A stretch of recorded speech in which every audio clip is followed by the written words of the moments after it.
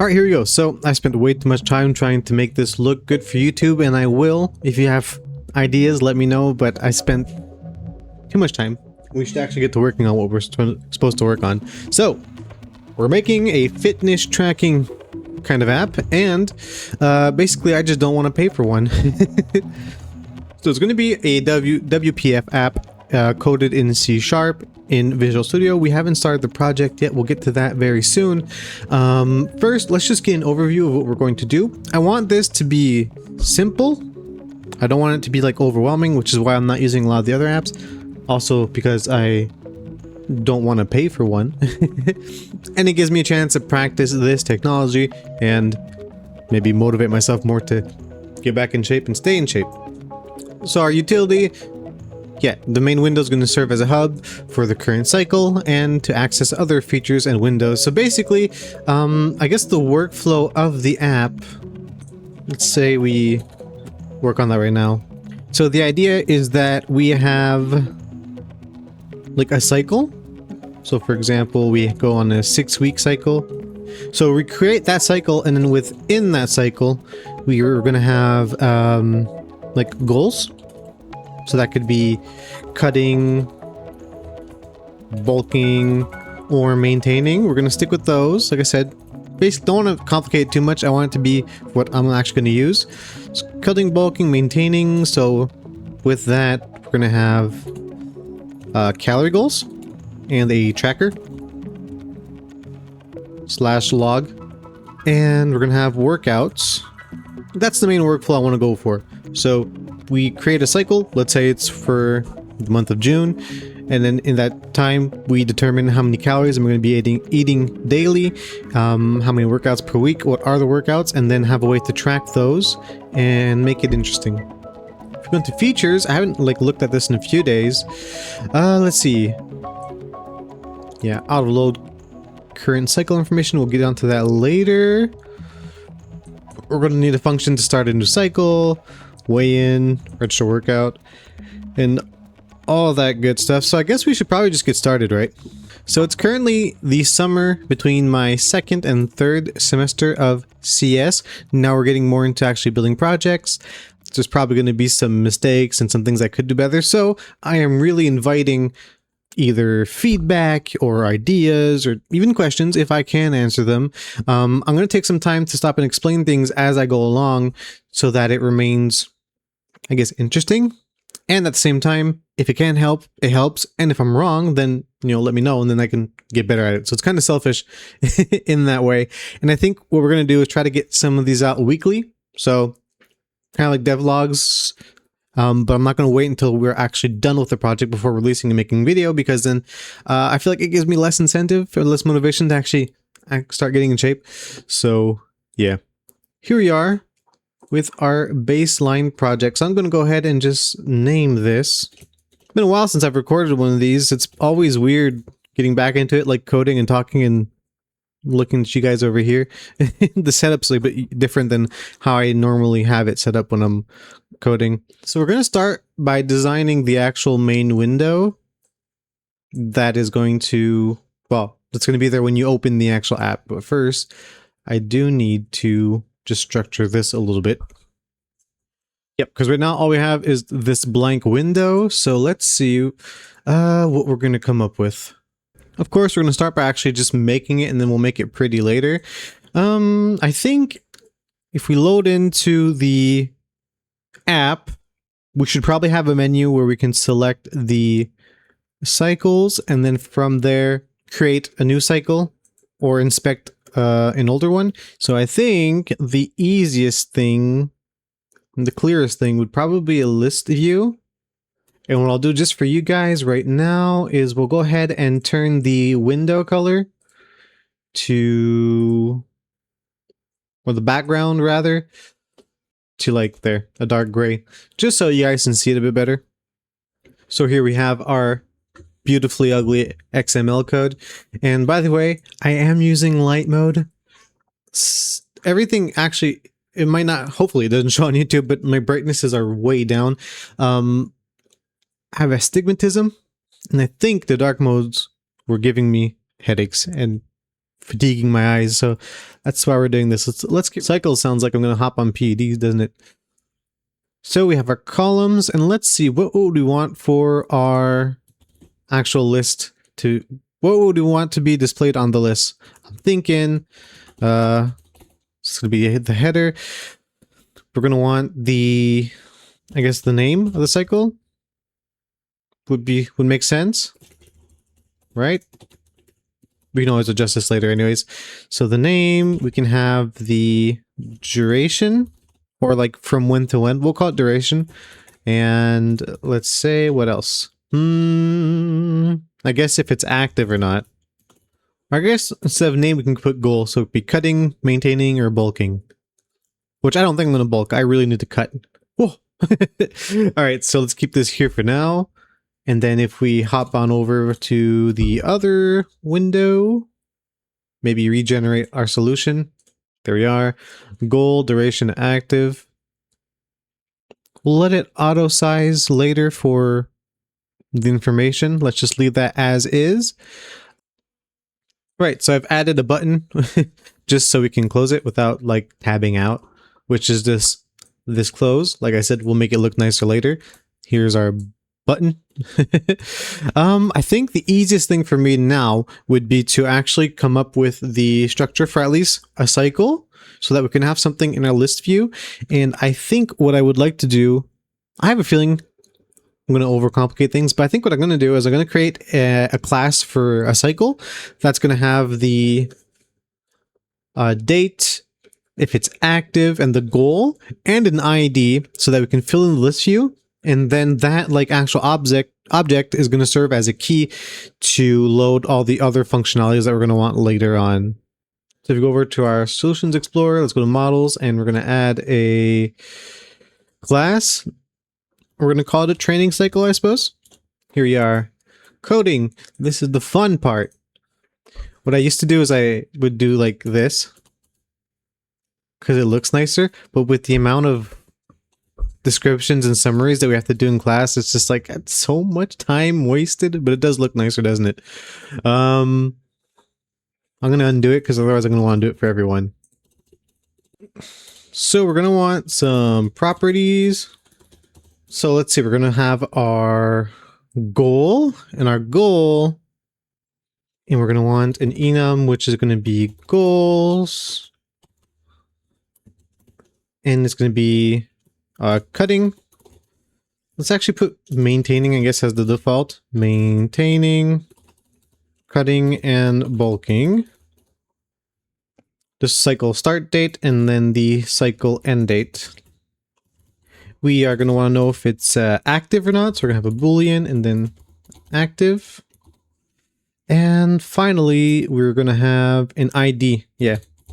By the way, for the ID, I know that the way I'm going to... I forgot to do the prop. We'll write it down. Not a problem.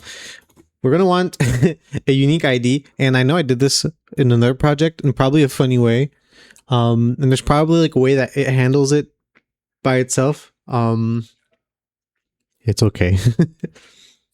The idea I find is just fun to, and it's easy to be able to like grab an object and identify it properly. So cool, we have this set up. This should be all we need right now for the cycle data and the cycle class.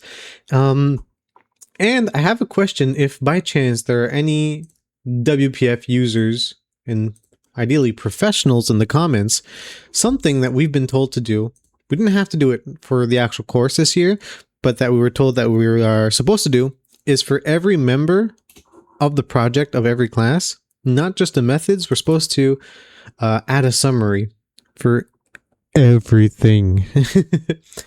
Is that true? Because some of these, like, you know, date time, cycle start date, cycle end date, it's pretty descriptive. Like, I guess I could get it, but like, really everything? That's a whole lot of typing for some things that are sometimes very obvious. I do know that it makes the default documentation, actually like automating the documentation process, a lot easier, so I guess it is worth it for that aspect, but still it feels like it's excessive sometimes. Yeah. And we haven't even done like super massive projects, so I can't even imagine when you're doing like big things. But anyways, right, so I'm back. It's been a few days for myself. I had another project I wanted to work on and pretty much got lost into that, but we're back here. That project is not done, but projects are never done. So we're going to start working on this more focused so we can actually start getting it done and stop putting off my fitness journey. So, right, so we have our page here. Our list view is so bright. I've also changed the lighting a bit and this here, the text editor, so hopefully it looks better for you guys. Let me know what I could probably change. Normally I have lights on with light mode for my eyes. It's a bit better, but right now they're not bugging me too much. We're going to stick with this. Cool. So now we have this. What we're going to want to do is probably add another property, which is going to be a list of training cycles that we can feed into the list view of our main window and use that to access the actual training cycles. And while we're at it, we might as well, I think we'd benefit from having the logic that takes care of actually getting the cycle information. So we're going to be reading a JSON file, getting all that and filling the list should probably be integrated in here. And then we can just call it from the other side, which mentioning that this has to be a static list so that we can access it from the other side, and we only want one instance of it. Let's go back down to our methods here, and I like this theme kind of. Actually, I like the colors. I found that there's an actual extension that I tried out during the semester to get like the braces and the parentheses all like paired together and sharing their colors depending on which like pair they're in, but trying to make the editor look better for you guys. Actually, maybe that better. Maybe what was I saying? There's actually a setting directly in Visual Studio, and yep, cool. So that's fun. All right, so we're gonna start working on this, and basically what we're gonna do is we have the JSON file, which is our little database for our cycles, and that's how we're gonna work for pretty much all the databases for the moment, at least for now. For this project, that's what I know. Might think about integrating maybe SQL, SQL or Squeal or SQL, whatever, later. Don't know what's best right now, honestly. What was I saying? Yeah, I've been wondering. So basically, in class, what we've been taught, and I'm assuming like, you know, like anything else, a lot of things that we're taught is just so we understand it. So like, for example, we could probably like declare a variable like this, right? And then we'd do something like this. So as JSON, yeah, like that. But, and the reason being that we can kind of select all the variables up top, fix those if we need to, and have the logic underneath. But as I've been working on some projects on my own, I've been seeing like this being recommended more. So I guess this is what we call inline. Feel free and please do correct me as much as you need. Just like, don't be a wiener about it. A lot of my schooling, well, all of my schooling is in French. So not only am I like fully assuming that I don't know everything and I'm very early into my journey, a lot of things I might mix up some terms by falsely translating them or incorrectly translating them. So anyways, right, so this is the basic logic. We have our stream reader that is going to read the path that we gave it, which is a constant that is up here. So all training cycles, JSON. So we're going to read to the end, send that into a string, and then we're going to deserialize it into our list. Now the issue is that, like, especially the first times we use the application, that's going to be empty, and it always has the potential to be empty, and there are probably two ways of going about this. I had something similar in my other app that I built where I put it all into a try catch. So basically, all this, we took that away here, put it into the try, and then we can catch the error if it does like crash here because the database is empty, and we just throw nothing. So it doesn't crash the app, nothing happens. It just doesn't matter. I think there could be like something we could do probably a bit simpler with like reading this, and then if this is empty or if it's null, then we just don't do this. But I'm just not sure if this, when it reads to end and there's nothing, is it going to give us like this, an empty string, or is it going to be null, right? I'm going to see if I can find actually some information on that real quick and then base my decision off of that. Right, so from what I gather, when this reads and there's nothing in it, it is going to return an empty string. So what we could probably do to not have to try catch and just send out like an exception to the void is do something like this. So we have our JSON string. If it's equal to an empty string, or actually no, if it's not, then we do this. So just to be sure, basically this is as such. This is just optional. The first time we start the app, the file will just not exist. So we probably do this. So like if the file exists and we send in that path, then we can proceed. And then if it's not empty, then we're going to fill up the list. And if either of these fail, so if the file doesn't exist, then we're just not going to run through this. And if it does exist, but somehow it's empty, like, I don't know, maybe we'll add a delete function later, then we just skip this step so as to not crash anything. So we can go ahead and get rid of the try catch. So what I was considering was if the file doesn't exist, then we could like probably detect it here and then go ahead and create it. But I don't think that is necessary, because if it doesn't exist now, we can just skip the step here of like reading it and filling up the list. And when we actually create our first cycle, then we'll create that file. They'll solve that just then. And then we'll call this here to update everything. I think that makes sense. Right, so if you go over to our main window, we have the list view, which is a grid, and then we have 3 columns. We have the headers, which are goal, and we've binded basically some properties from the training cycle class over there. And if we go over to our code behind for the main window, we have the frame loaded. So basically when the frame is loaded, we're going to call on the fill list all training cycles. And then we are taking that list and we're making it the source for the list view, the visual aspect, and then we're refreshing that. Now we're not expecting to see anything because our actual file doesn't exist. We're just expecting it to not crash. It didn't crash. Probably do it here. What we're going to do is we're going to make like invent a cycle just to see if everything links up correctly. So we're going to want models. We could probably simplify that later. Training cycle. Right, test equals new, and then we'll do this.